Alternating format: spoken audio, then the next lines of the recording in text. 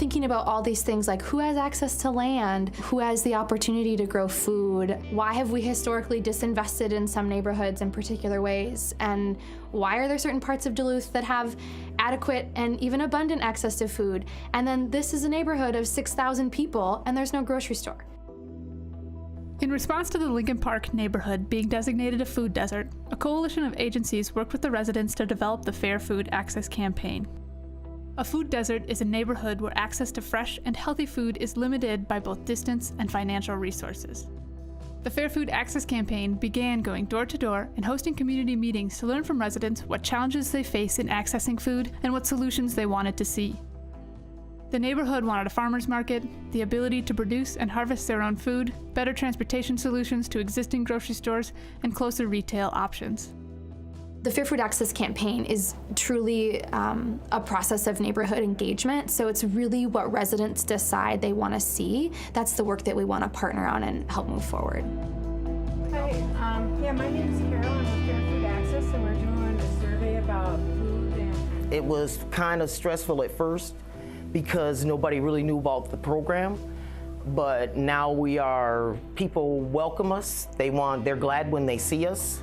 We feel those that are most impacted by all these health disparities that are out there need to be at the table, need to be leading.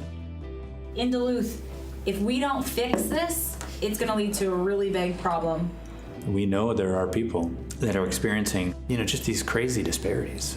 Sometimes it's life expectancy, sometimes it's health outcomes, sometimes it's income. And these disparities are a huge part of these ongoing cycles of poverty and ongoing cycles of inequities. Part of healthy food access is having an understanding of where your food comes from, and also, being empowered and having the ability to grow your own food.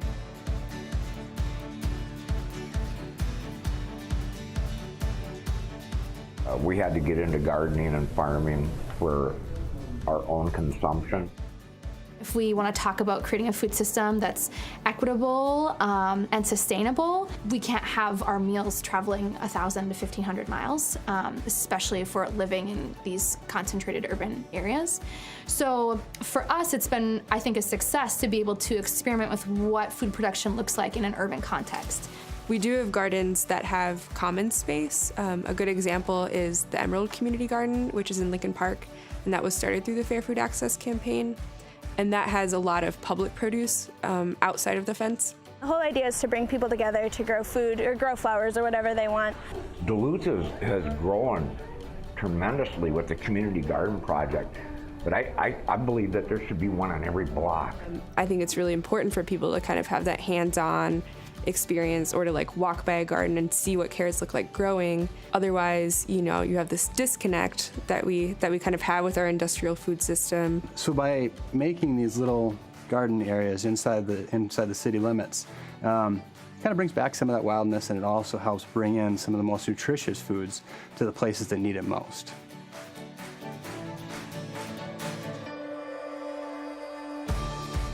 The Lincoln Park Farmers Market accepts EBT, offers an EBT match, and provides a program for kids to get free produce. After the Fair Food Access Campaign piloted these programs, many other markets in town are now offering these same incentives.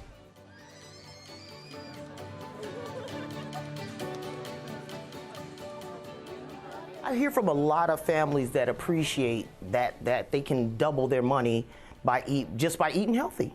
That's great. People that may have to rely on SNAP benefits to purchase food, a lot of times they'll only get anywhere from $8 to $16 a month if you're a single individual. So that's not much food to be able to buy. And then if you live in Lincoln Park, you have to go to the gas station to get your food if you're walking. Being able to go to a farmer's market and turn that $16 into $31 because of the match, that'll go a long ways. I've gone a few times and it's always been a good experience. I went there because I knew I could do EBT there, so that was super cool. And it was really easy. I mean, it's like swiping your card. I'd really like to go back next summer a lot more. Just being able to go get celery from the farmer's market and some nice vegetables. They even had meat. There was some lady coming down for bringing fresh meat. I loved that farmer's market. You learn who the people are in your community, in your neighborhood, and that's an important thing.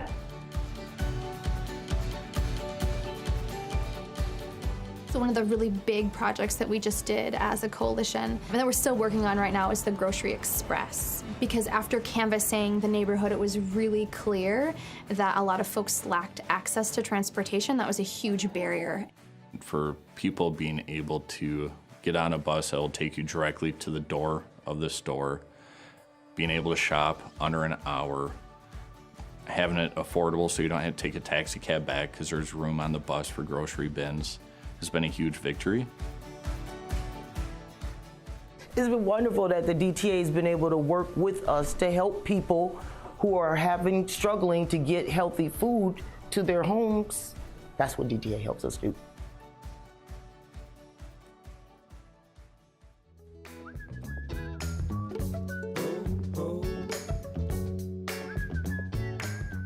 Please join Duluth-Lisk in recognizing the Fair Food Access Campaign for their commitment, vision, and leadership in working with the community on a multi-pronged approach to ensure that residents have options and access to affordable, healthy food close to home. I think there's a lot of community ownership of this project. I think that's something that we pride ourselves on, that it isn't just these agencies that are driving this work. It is the community that's driving the work, and there's plenty of community members that are Fair Food Access. The community is Fair Food Access, and I think that's what's really cool.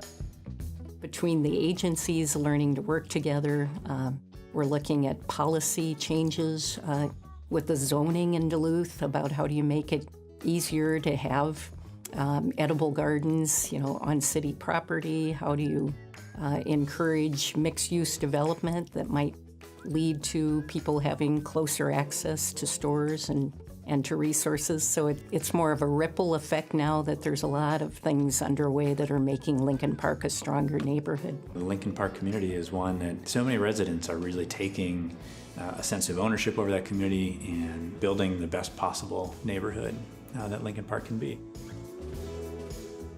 When there's some commercial activity and people interested in living there, and if we can add the value of access to food, we really, we can really change the trajectory of a neighborhood.